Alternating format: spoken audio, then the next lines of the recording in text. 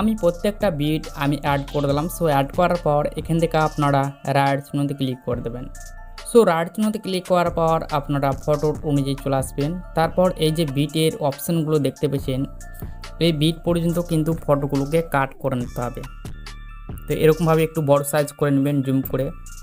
তারপর এই যে বিট দেখতে পাচ্ছেন, প্রথম বিট আর প্রথম ফটো আপনাদেরকে এ পর্যন্ত আসতে হবে। ফটোর যেটা বাকি অংশ থাকবে আপনারা এরকমভাবে কাট করে দেবেন।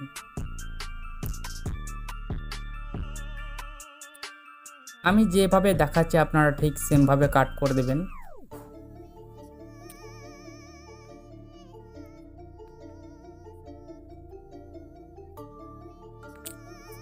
সো কাট করার পর একদম শেষের দিকে চলে আসবেন। তারপর 𝐓𝐡𝐚𝐧𝐤 একটি লোগো আসবে, সেটাকে ডিলিট করে দেবেন।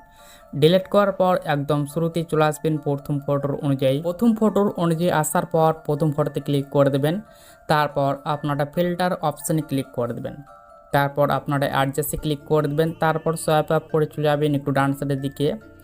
তারপর আপনারা ভিগনেটে ক্লিক করে দেবেন। তারপর এটাকে একদম 100% করে দেবেন। তারপর অ্যাপ্লাই টু অলে ক্লিক করে দেবেন।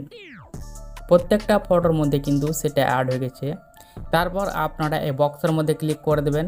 সো বক্সের মধ্যে ক্লিক করার পর এবার আপনাদেরকে ট্রানজিশন লাইট ইফেক্ট অ্যাড করে নিতে হবে।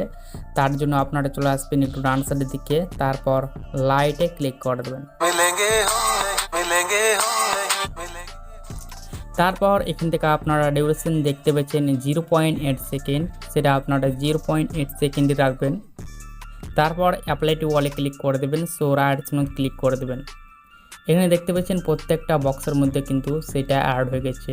প্রত্যেকটা বক্সের মধ্যে অ্যাড হওয়ার পর আপনাদেরকে আবার ফটোর উপরে ক্লিক করে দিতে হবে। সো ফটোর উপরে আবার ক্লিক করার পর আপনারা এফেক্টসে ক্লিক করে দেবেন। তারপর আপনারা সোয়াইপ আপ করে চলে আসবেন একটু ডান সাইডের দিকে। দেন আপনাদেরকে এখানে একটি অ্যানিমেশন অ্যাড করতে হবে। এখানে দেখতে পাচ্ছেন অনেকগুলো জিটেল অ্যানিমেশন আছে। এখানে আপনারা দেখতে পাচ্ছেন জ্যাটেল 02 যে অ্যানিমেশনটা দেখতে পেয়েছেন আপনারা সেটা সিলেক্ট করবেন। তারপর এই যে দাগটা দেখতে পাচ্ছেন একদম প্রথম থেকে এনে অ্যাড করে দেবেন। তারপর এটাকে আপনারা সম্পূর্ণভাবে টেনে আপনারা যতটা আসবে আপনারা নিয়ে আসবেন। তারপর আপনারা অ্যাপ্লাই টু অলে ক্লিক করে দেবেন। অ্যাপ্লাই টু অলে ক্লিক করার পর আপনারা এই ভিডিওর উপরে ক্লিক করে দেবেন। এই ভিডিওর মধ্যেও কিন্তু সেটা অ্যাড হয়ে গেছে। তো এটাকে আপনাদেরকে রিমুভ করে দিতে হবে। তো আবার এফেক্টসে ক্লিক করে দেবেন। তারপর এখানে ননে ক্লিক করে দেবেন। তারপর রাইট চিহ্নতে ক্লিক করে দেবেন।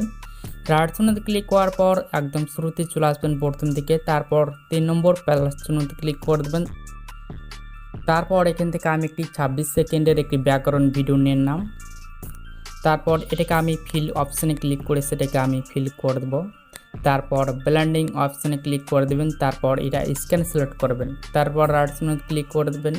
তারপর প্রথম ফটোর অনুযায়ী চলে আসবেন এই পর্যন্ত। তারপর এখান থেকে আপনারা আবার কিন্তু 3 নম্বর প্লাস চিহ্ন ক্লিক করে দেবেন। তারপর আবার ভিডিও এবং ফটোতে ক্লিক করে ব্লেন্ডিং অপশানে ক্লিক করে এখানে আপনারা স্ক্যান সিলেক্ট করবেন। তারপর রাইট চিহ্ন ক্লিক করে দেবেন। তারপর এই ভিডিওটা ধরবেন এবং নিচের দিকে এনে অ্যাড করে দেবেন। এভাবে অ্যাড হওয়ার পর এখানে কিন্তু ভিডিওটা একদম কমপ্লিট হয়ে গেছে।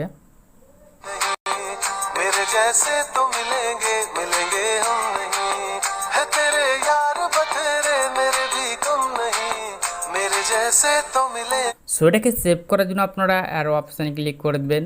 তারপর এক্সপোর্টে ক্লিক করবেন না, ম্যানুয়ালি ক্লিক করে দেবেন।